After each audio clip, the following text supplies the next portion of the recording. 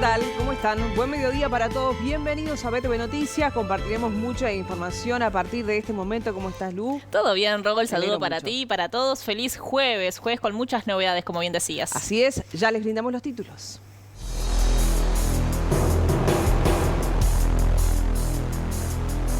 El secretario de la Presidencia recibirá esta tarde a autoridades del gobierno electo y se espera que se trate el proyecto Arasatí. A su vez, habrá manifestaciones en Plaza Independencia en contra de la firma del proyecto. Con las acusaciones de Israel a Hamás de generar una crisis de último minuto, la tregua en Gaza podría aplazarse. Contacto en vivo con la periodista uruguaya en Israel, Ana Jerosolimsky. Con el cambio de quincena, ¿cuál es el balance del movimiento turístico en los diferentes puntos del país? Peñarol presentó a Leo Fernández con la camiseta número 10, mientras que Nacional oficializó el retorno de Jonathan Rodríguez. Todos los detalles del deporte con Juan Pablo Tamborini.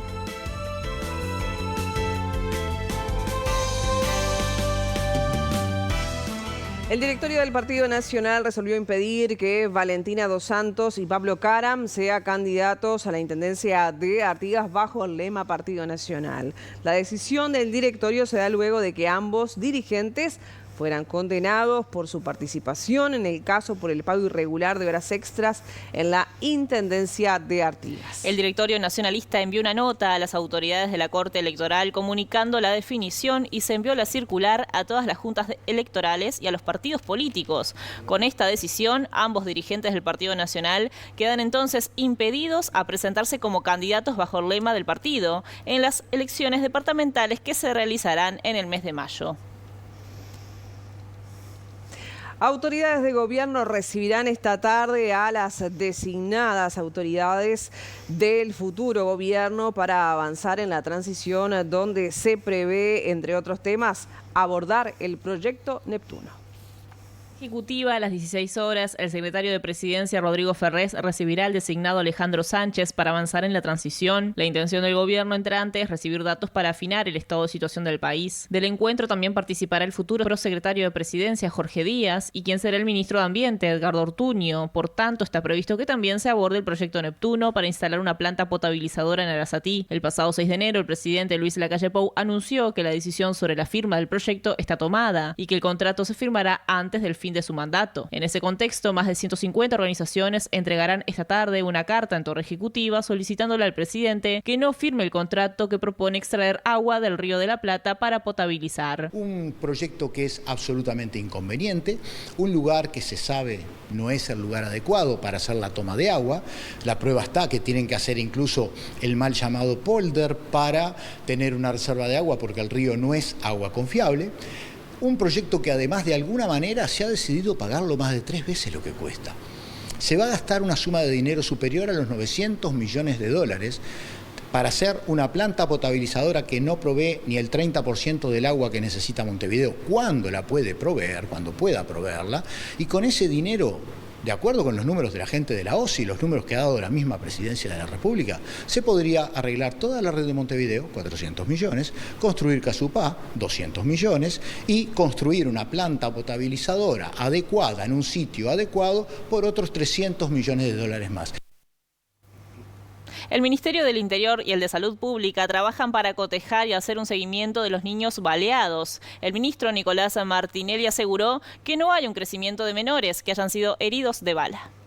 Los datos que nosotros tenemos no arrojan que haya habido un crecimiento como se ha manejado en algunas oportunidades de chicos baleados. Nosotros estamos trabajando ahora con el observatorio y con el Ministerio de Salud Pública para cotejar datos y ver por qué hay una diferencia entre los datos que tenemos nosotros y los datos que tiene Salud Pública. Preliminarmente, lo que nos han dicho, repito, falta todavía finalizar ese trabajo, es que en Salud Pública a veces cuentan doble el ingreso de un niño que va, o un adolescente, porque cuentan cuando el chico ingresa para ser atendido y después lo cuentan nuevamente dentro del mismo mes si el chico va a hacer una curación o una sanación de esa misma herida. No te olvides que también a veces ingresan muchos chicos baleados por manipulación de armas y que es simplemente un tema accidental, pero en lo que tiene que ver con lo que supongo que tú preguntás, nosotros no vemos que haya un incremento. Parte de la conferencia de las autoridades del Ministerio del Interior se centró en destacar que la cifra de homicidios se mantiene estable. Hubo 377, 4 menos que el año anterior. Salvo los años de pandemia, hemos logrado, como lo hemos dicho en varias oportunidades, mesetear los homicidios, sobre todo en los años 2022, 23 y 24, y este año con una tasa cada 100.000 habitantes de 10,5. Martinelli informó que en 2024 se aclararon 225 homicidios, el 59,6% del total. Se trata de la cifra más alta desde 2017, cuando se esclareció el 60% de los homicidios. El ministro atribuyó este incremento a la consolidación de la Brigada de Homicidios, que comenzó a trabajar en Montevideo hace más de un año. Entiendo que cuanto más alto es el nivel de aclaración de los homicidios, más baja es la percepción de impunidad que tienen los delincuentes. Nacional, porque Nicolás Maduro anunció la creación de una comisión para reformar la constitución vigente en ese país con miras a ampliar la democracia. El presidente de Venezuela se felicitó por los indicadores económicos de su país. El presidente venezolano Nicolás Maduro anunció este miércoles la creación de una comisión para reformar la constitución vigente, con miras, dijo, a ampliar la democracia y la construcción de un nuevo Estado. Paralelamente, el presidente venezolano llamó a la Fuerza Armada a no bajar la guardia. Maduro presentó ante el Parlamento la rendición de cuentas de su gobierno, 5 días después de jurar para su tercer periodo presidencial consecutivo, tras una reelección desconocida por la oposición y también a nivel internacional. Soy la garantía de la existencia misma de la República, no exagero ni un milímetro, señaló, que además Maduro se felicitó por los indicadores económicos favorables de Venezuela. A todo esto, el opositor venezolano Edmundo González Urrutia, que reclama la victoria de las elecciones presidenciales en su país, dijo en Guatemala que el gobierno de Nicolás Maduro está débil y solo, pero que sigue siendo muy peligroso. Es un régimen débil, está atacando a mucha gente, incluyendo a mi familia, y como lo hicieron con María Corina Machado en el intento de llevarla detenida la semana pasada, expresó el líder opositor. Durante su intervención de 5 minutos, González Urrutia instó a los venezolanos en el exilio a prepararse para regresar al país y contribuir en su reconstrucción. Ustedes serán protagonistas de la transformación de Venezuela, aseguró antes de retirarse de Guatemala sin atender preguntas de la prensa. Brasil, Bolivia y Colombia se negaron a discutir en la OEA la situación que vive Venezuela. El representante uruguayo en el organismo, Washington Abdala, salió al cruce al no entender los argumentos presentados. El Consejo Permanente de la Organización de Estados Americanos se reunió para tratar el informe de la Comisión Interamericana de Derechos Humanos sobre violaciones a los derechos humanos en Venezuela. Brasil, Bolivia y Colombia obstaculizaron asegurando no tener la prematura de discutirlo y presentaron argumentos técnicos para evitar que se leyera el informe en el Consejo, argumentando que no había sido traducido del inglés al español. El embajador uruguayo Washington Abdala discutió este tema en el Consejo. Yo lo leo como que no está existiendo la voluntad de ir al tema de fondo. Esa es la realidad.